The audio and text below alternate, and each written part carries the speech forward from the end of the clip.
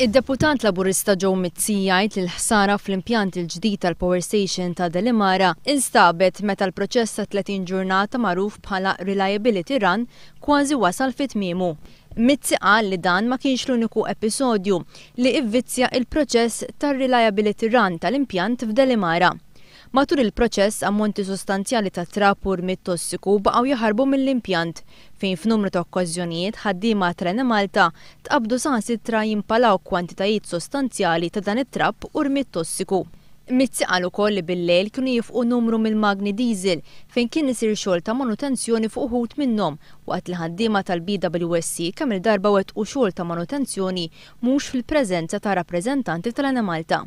Id-deputat Laburista qal li l-proċess ta' Reliability Run kellu jibda fil-bidu ta' Ġunju li għadda, iżda minħabba numru ta' problemi l-proċess ġie ittardjat bi 3 xhur. Fl-isfond ta' dan kollu Joe Mizzi staqsa jekk tqabdux esperti indipendenti sabiex jiċċertifikaw li l-proċess ta' Reliability Run kien tassew validu u mhux ivvizzjat u kemm jista' jiġi aċċertat li ma teżistix kollużjoni bejn il-BWSC u uffiċjali għolja Maltin sabiex ma jitħammar wiċċ ħadd.